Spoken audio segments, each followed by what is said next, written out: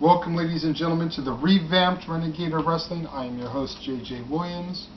As you now know, on the weeks when I'm not covering independent wrestling, I'm going to be doing your Q&As. Hope to be able to do this twice a week for you on Mondays and on Fridays. Just depends on the volume of questions that y'all send to me. So, first question I have today comes from Facebook from Logan James Lewis. If I was on the WWE creative team, how would I build up a Rock Cena / Stone Cold Punk double main event at WrestleMania? Well, Logan, it would all start at the Rumble, since that's where the road to WrestleMania begins anyways. Punk would cut a pre-match promo on The Rock, talking about how he's going to get the job done like Cena wasn't able to, and whoop his ass the way Stone Cold used to always dominate The Rock. And that's the bottom line, because CM Punk said so, type of thing. During the final moments of the match, I would have Austin's music go off as a distraction. Maybe not actually have him come to the ring, but just the sound of his music distract him. Rocky would get the championship by pinning Punk. Then later on in the night, I would have John Cena win the Royal Rumble, challenge Rock to a rematch at WrestleMania. Austin would come out the next night on Raw and basically go off on CM Punk, and everything would just kind of snowball from there. So you would have Rock Cena 2 set up, thanks to Rocky becoming champ and Cena winning the Rumble, and Punk Austin due to the pre-match promo and the distraction and the following night on Raw. Everything could just kind of roll from there. Thomas Coracinto, I hope I pronounced that right, says, what do I think of the feud with Punk and Ryback? I think Punk's better than Ryback. Ryback is a poor Goldberg wannabe excuse of a wrestler. He sucked when he auditioned for Tough Enough 4, the $1 Million Tough Enough with The Miz and Daniel Puder. He sucked on NXT. He was one of the weakest members of the Nexus,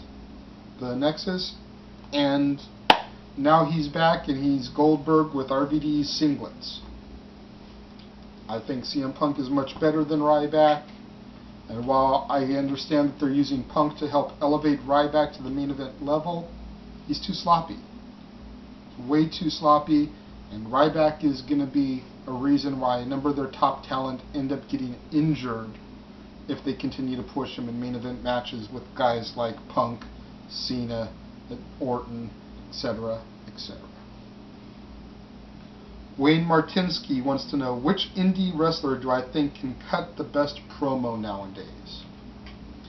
Well, I would say Joey Ryan, but I have a feeling that come Sunday on Bound for Glory, he's not going to be able to be considered an indie wrestler anymore. So I think he's going to get the contract with TNA. You'll hear me and Statboy talk more about that tomorrow on our Bound for Glory prediction shows. Aside from Joey Ryan, I would have to, I don't know if I can even say this one, I would say Scorpio Sky, but between his run as Mason Andrews around Destination X time in TNA and his skits as Harold in the anger management skits, can I really use him? Because they may be getting ready for something big with him in one of those companies. I would probably have to go with, right now, Kevin Steen. Kevin Steen has always had some funny and intense promos, depending on which side of the fence he's playing on. So, for the guys that I see, special honorable mention goes to Sasha Derevko, though, because his promos always get the crowd riled up at Battleground Pro Wrestling. If you ever get the chance to come to SoCal and check it out, come and check out a Sasha Derevko promo live. That shit is funny. David Anthony Hunter says, hey JJ, what do you think was The Undertaker's greatest comeback? Mine was Raw 98, where he sat up from the casket, and Judgment Day 2000.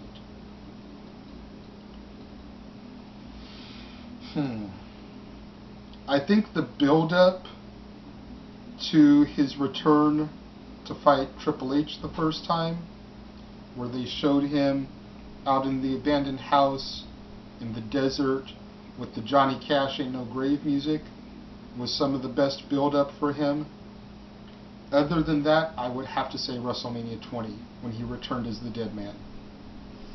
After all the weeks and build-up of him spooking Kane, and then his big grand reveal as the Dead Man, where it all began again, those two, I think, were probably his greatest comebacks.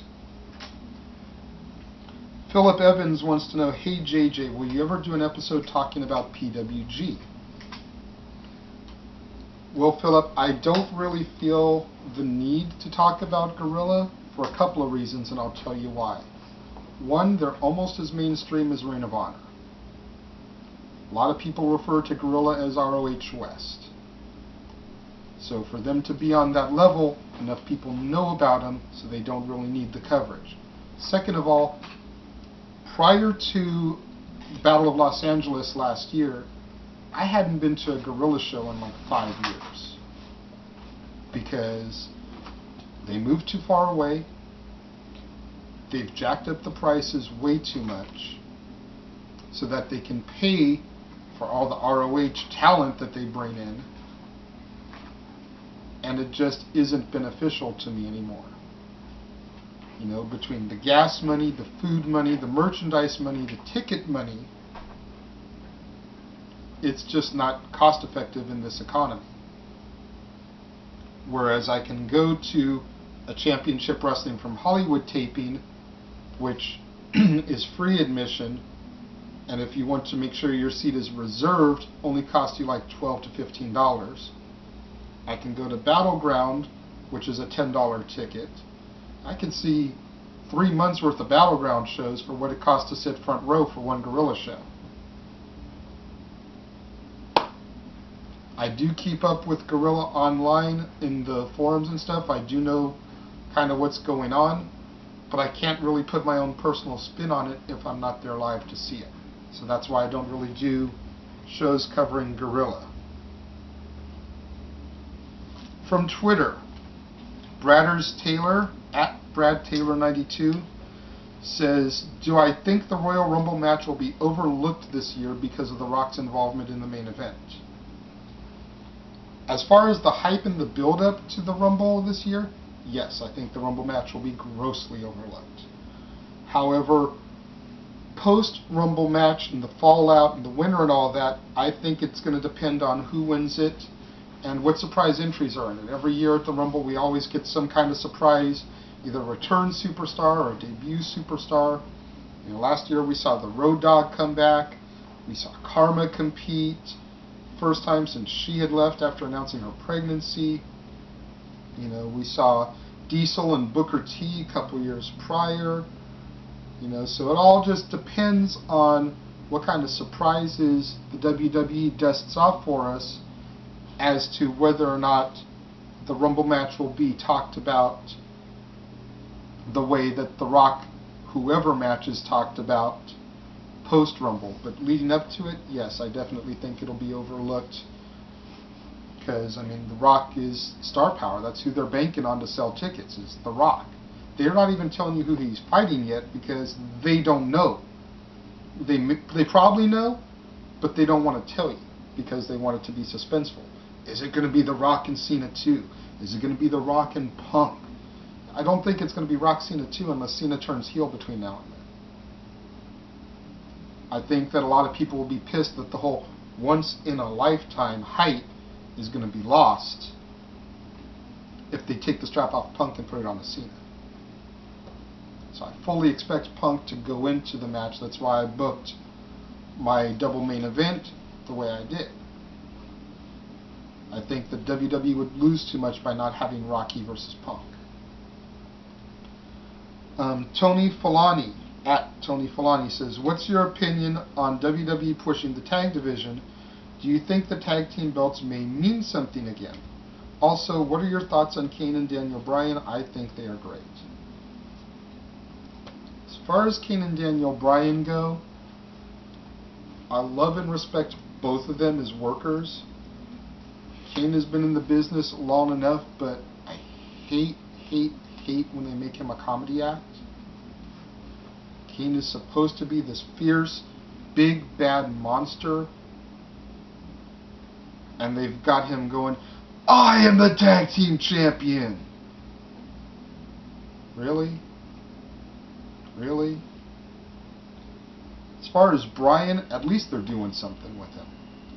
He was floundering around in mid-card hell after losing the strap to Sheamus in 18 seconds at WrestleMania.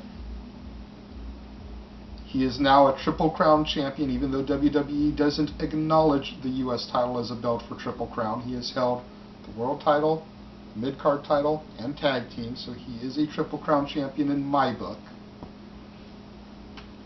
And at least they're doing something with him. As far as the tag division and the tag team belts meaning something again, that remains to be seen. Yes, they're having a tournament to determine tag team champions, or number one contenders to Kane and Bryan. But 90% of them are hybrid teams. You've got the Usos, you've got the Primetime Players, and you have the makeshift team of Cody Rhodes and Damian Sandow, which at least have adopted a team named the Rhodes Scholars. All the other names are blank and blank. Mysterio and Sin Cara, Gabriel and Kid. You've got Truth and Kofi. And those are all the teams that are getting put over, are the blank and blank teams. So how can you have a respectable division when you don't have solid teams as your primary focus? And I'm going to call it right now. I called it way back in the day when they first announced this tournament. Mysterio Sin Cara versus Rhodes Scholars. Going to be the finals. There probably won't be a definitive winner in that match, so it'll probably end up being a 3-team match at Hell in a Cell. But right there, you've got the champions who had to have a team name voted on by the fans, blank and blank. You've got Sin Cara and Mysterio without a real team name. And then you have Rhodes and Sandow, who were thrown together. Like I said, at least they adopted a team name. They appear to have longevity in their future. So, I don't know if the tag team belts are going to become meaningful again, like I said, unless they start putting some serious focus on the true tag teams. Primetime Players, Usos, Epico and Primo. From YouTube, Nappy1987 says, during last week's Raw, do you think Ryback botched his finisher, or did Fat Albert sandbag Ryback? I honestly wasn't paying attention. They have more than wasted the fact that they brought Albert back as Tensai. He went from main events with John Cena to jobber matches in a heartbeat. And I already expressed my feelings about Ryback. I think he's god-awful. So when that match came on, I pretty much took a 5-10 minute nap. It wasn't worth my time watching. But I could definitely see it going both ways. Having not actually seen the footage, I could see either one being right. I could see Ryback botching it because he's a fuck-up and he's sloppy. And I could see Fat Albert sandbagging him because he didn't want Ryback to go over on him. He's pissed about his push. So I could have seen it being either way. And my last question from Ciren, C-I-R-E-N, Bad Man. With Punk attacking the fan at the end of Raw, will he be punished? Love from the UK, big fan. Okay. Unfortunately, I didn't see this happen on Raw. I had to watch it on YouTube because Raw was so boring it put me to sleep this past week before it ended. I don't think Punk will be severely punished for attacking the fan in the crowd because Punk was being assaulted by the fans. Punk had every right to defend himself. in that situation. Is it right for a wrestler to assault a fan? No, I'm not saying that. But they tell you at every wrestling event you go to, whether it's indie, whether it's WWE or TNA, do not make physical contact with the wrestlers. Punk was leaving through the crowd. He was getting pushed. He was getting shoved. He was getting hit in his kidneys. He was getting assaulted.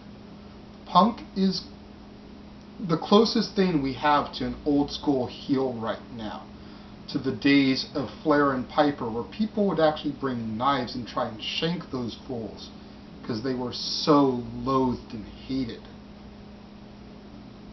Punk is the closest thing we have to that right now. So many people have turned their back on him because of this lack of respect angle.